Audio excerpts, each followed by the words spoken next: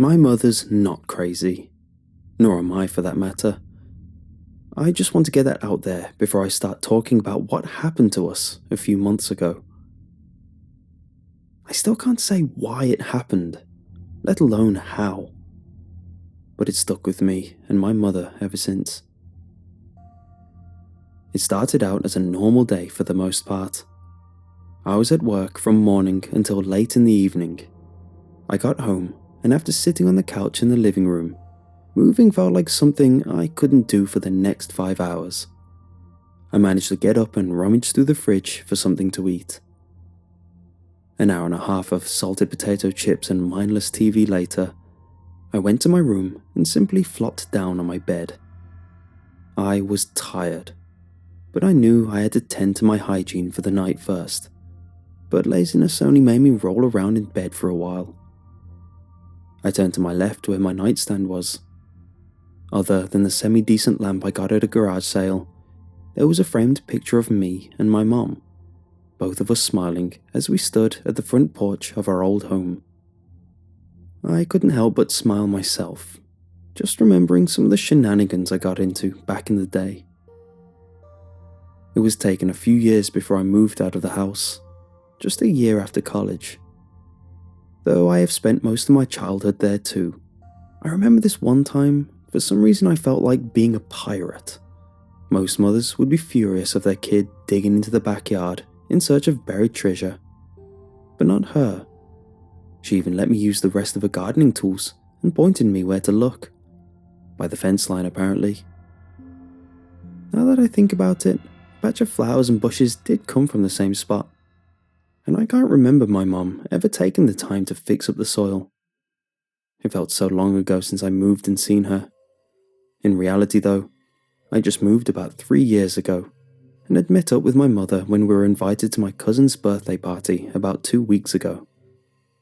Still, I found myself missing her, just thinking about those times. I sat upright and looked for my phone. Calling her late at night might not have been the best time to do so, but I didn't think she would mind. Before I could even open the lock, however, it started to ring. And oddly enough, it was coming from my mother. A small and more recent picture of her was on the screen, with the word Mom right below it. I found it a little strange to find her calling all of a sudden, but I wasn't really bothered by it, half thinking that she might have had the same thoughts I was having coincidentally. I slid the screen to the green answer button and placed it up to my ear. "Hey Mom, what's up?" I asked her. Unlike any phone call I got from her, she simply called my name in a hushed whisper. "Jordan, Jordan, are you there?" I could feel my stomach churning instantly. Something was wrong. "Yeah, I'm here. What's going on?" She sounded like she was crying. "Jordan, there's someone in the house with me." She could barely get out. My blood ran cold, and suddenly, all of those happy memories vanished. "What? Who? Have you called the police? Where are you now?" "He's downstairs. I'm inside my bedroom. I hear him." Just then, a muffled crash came from the other end of the phone. "Oh my God," my mother faintly shouted. "Mom? What's happening?" The next few moments, I could only hear my mother's cries and frantic breathing. I could hear a lot of movement and rustling, and eventually more crashing, leading to my mother trying desperately to stay calm. On my side, there was only the sound of my wall clock ticking away. Yet as I continued to listen, that seemed to drown out, along with my own heartbeat. All I could hear was the nightmare my mother was currently living through. More rustling, something heavy being dragged, and again, another loud crash. I wanted to ask her what happened or if she was alright, but found myself too scared of all the possible answers. Yet I didn't want to just wait and see what happens next. Mom? I finally managed to stutter out. What's happening? I'm in the bathroom. I don't think he's in the bedroom yet. I let out a sigh of relief. She was at least safe for the time being. Mom, stay there, but... I wasn't sure if sticking around in the house was a good idea, but her trying to leave didn't sound too great either. If only I was there with her, my mind suddenly conjured up. The thought stung me hard, giving way to both regret and frustration. Damn it, just hang on, I'm calling the police. I'm gonna hang up, okay? I waited for a reply, but all I could hear was her mumbling to herself and panicking. Another crash. My mother stifled a yelp, crying and heaving soon after. Whatever this guy was doing, he did not sound like someone who'd take kindly to other people in the house. Mom, just stay right there. I'm going to call the police and... I hesitated, but I knew I couldn't just leave her be. I'm going to head over there too, okay? You're going to be fine. Jordan... Oh God, Jordan, please be careful, I heard her say before I hung up. I took a look at my phone for a moment, now seeing my reflection on the lock screen. I never really called the police for anything before. Dialing 911 and telling them what was happening was easy enough. Convincing them that I should go to the house myself was the hard part. I dialed the number and heard the voice ask, 911, what's your emergency? I told them what I'd just heard from my mom, and the person on the other end assured me that a team was going down to her address at that very moment. Even though I didn't say anything, they told me to stay inside and wait. They also suggested to keep the line on hold for any news on the situation, but I soon declined, telling them that maybe my mother had been trying to call me. They agreed to let me call her, and that they would try to get a hold of her as well, after I called them back, of course. Moments later, I tried calling my mom, and after many, many tries, it was obvious that nobody was answering the phone. I slipped my jacket on, took my car keys and left, driving down to the house I grew up in, the same one my mother was trapped in. On the way there, the weight of both dread and guilt made my entire body heavy. Not knowing what was happening with her made me fear of what I was going to stumble upon when I get there. The fact that I haven't told the 911 operator what I was currently doing made the scene all the more terrifying to picture in my head. If I would see the guy, I didn't even know what I was going to do. I wanted to punch the asshole right in the nose, but the thought of him stabbing me with a knife or shooting me with a gun made it seem impossible. I could only pray that maybe the police dispatch would get there before I did. We didn't live in paradise or anything, but that neighborhood never had too many instances similar to my mother's situation. Neighbors were nice and friendly. People kept privacy and had enough respect to one another. No squatters living in any of the unoccupied homes. Worst thing we had to deal with was raccoons spilling our trash everywhere. I called her a few times, and still, there was nothing. Whatever was going on at the moment, my mother didn't want to answer the phone. I felt myself panting out of anxiety just thinking about it. I felt tears slowly swelling up as I stopped at every red light, making me question why. Why her of all people? Repeating in my mind like it was stuck on a hellishly degrading loop. Why couldn't it have been me? I breathed in and out, mustering up whatever courage I could get, as I finally entered the neighborhood. It would only take me about 5 minutes to get to the house. Already, it felt like I was entering the natural habitat of a deadly predator. I clenched at the steering wheel turning left, then right, then straight to the same street the school bus would usually stop to pick me up. And soon, there it was.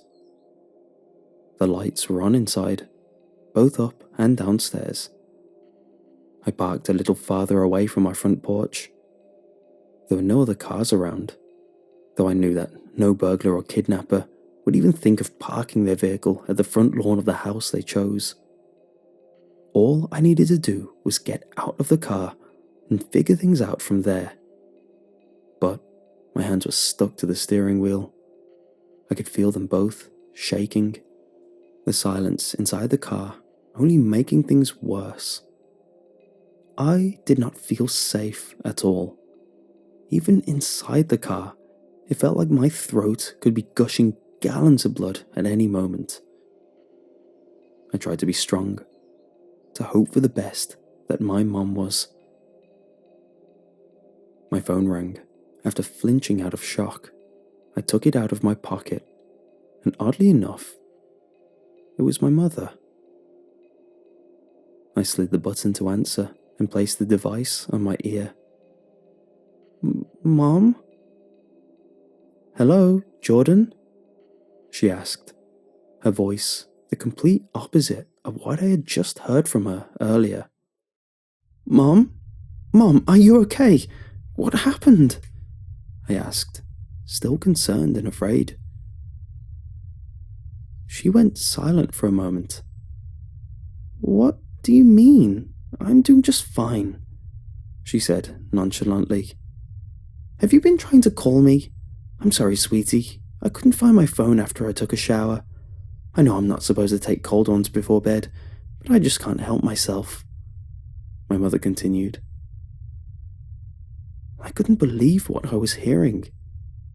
An hour ago, she was panicking and muttering prayers to herself, begging to be able to live through a home invader ransacking her house. And now, she was making casual banter with me, as if it was another Tuesday. Jordan, are you still there? Mom, I don't understand, I exclaimed. Jordan, what in God's name are you talking about? You! It's you! What happened? You told me there was... Suddenly, I felt my throat going dry. I was too occupied in trying to make sense of everything to explain to her what was apparently happening in her house. Jordan, what's going on? My mother asked, her stern but concerned tone, her voice now on. Mom, I'm coming to the front door. Hang on. Wait, you're at the... I could hear her ask before I hung up. I started the car and parked it right in front of the house. Sure enough, my mother greeted me at the door once I got out. Other than the puzzled look she was giving me, she looked okay. Jordan, I'm going to ask this again. What happened? She asked me. I scratched the back of my head. I'm not sure myself, I started. It was over now, or never. I got a call from you about an hour ago. You were panicking, and you said that there was someone else in the house rummaging and breaking everything he came across. Once again, she was silent. One look on her face, and I could tell she had no idea what I was talking about. I never called you today, and there's no... She trailed off. She was looking at something. I followed her eyes and soon saw the police cruiser moving towards us. Somehow, in the span of a few seconds, I completely forgot about them. Parked in front of my own car, two people came out of the vehicle. One of them being a tall man dressed in the standard police uniform, and a shorter guy with shaggy blonde hair wearing a suit and a tie. I take it you're the guy who called? The blonde guy asked me nonchalantly, both of them walking closer. I instinctively nodded. He took out a police badge from inside his suit and introduced himself. "Detective Frank Morgan, and I'm guessing that's your mother?" he asked. "Yes, I am. And before any of you start asking me any more questions, can we please just stop for a minute and tell me what the hell is going on?" my mother demanded, obviously getting frustrated. The two of them looked at each other for a moment, as if they were the ones having trouble finding the words to explain the situation. "Mom, like I said, I got a call from you, and it sounded like somebody was—" "Sir, I'm going to be blunt. What are you doing here?" the blonde man asked me. I felt a twinge of embarrassment and guilt run through me. I know you guys told me to stay put, but what the hell was I supposed to do? My mother wasn't answering the phone, and it sounded like some psycho broke into her house." As if on cue, yet another awkward silence rolled around. Everyone just kept stealing glances from one another. I didn't know what was happening anymore, every second feeling like I was getting closer and closer to being sent to the nut house. It looked like I was having some kind of psychotic episode, until the man in uniform suddenly spoke up and asked, "Ma'am, by any chance, was your phone missing earlier?" I could see my mother's eyes widen a little. Yes, I was looking for it after I took a shower. I only found it in my kitchen when my son called me." The detective looked away, letting out a long and tired sigh. Right, he muttered to himself. "Why? What does that have to do with anything?" I asked. Both of them ignored me, with the blonde man taking out an ancient-looking cell phone all of a sudden and started to walk away from us, dialing something and then putting it right beside his ear. Not a moment too soon, he started to have a conversation with someone on the other end of the phone, one that was out of earshot. He soon ended the call and looked back at the other cop, giving him a nod. He nodded back and told me, "Sir, I think it's better if you go back home and see for yourself." In the next half hour that followed, they explained to me that they wanted me to go home and let them tag along as I drove back to my house. Every time I asked why, I was never given a straight answer. This made my mother even more furious. Apart from ignoring her demands for an explanation, they also declined to let her come alongside us. They reassured her that they would keep in touch, and after a while, she let us go, telling the two cops that they better still have me in one piece by the time morning arrived. She was always persistent and did not hesitate making threats, not even to the law it would seem. I'd be lying if I said I wasn't laughing at that little fact as we were making our way back. The same insecurities of being unprepared of what I was about to see still lingered in my mind, making my fingers shiver as I steered. Though I was incredibly relieved to see the woman who gave birth to me still talking and breathing, I knew it was too early to start celebrating. For one thing, there's got to be a reason why there was a police cruiser following me to my house. And did I really want to find out? Well, I did find out. Sort of. The moment my house came into view, I could see the front door wide open. An odd trail of what looked like boxes, candy wrappers, and broken glass out on the front porch, leading to the end of the sidewalk. My mouth stayed agape the entire time I got out of my car and took in the scene in front of me. "What? Who was in here?" I asked aggressively. "Did you two know about this? Just, what the hell is going on?" I was only met with silence, with the officer in uniform slowly making his way inside the house, silently taking out his pistol. "Honestly, sir, we're still not sure what's happening tonight," the detective told me. A flurry of curses and questions was about to leave out of my mouth until I took in what he just said. Wait, has this happened before? Afraid so, he confirmed, walking up to the front porch. I watched him disappear into the house, debating over myself on whether or not I should follow too. I ended up staying behind as they searched the house. I could already tell that whoever or whatever broke into my house, they were long gone. And after a while, they did come back outside, confirming my assumptions. They told me what they found inside, asking me if I had this or that, and if any of them were either missing or broken, which led to the oddest thing about this whole mess. Yeah, same situation. Mother this time around.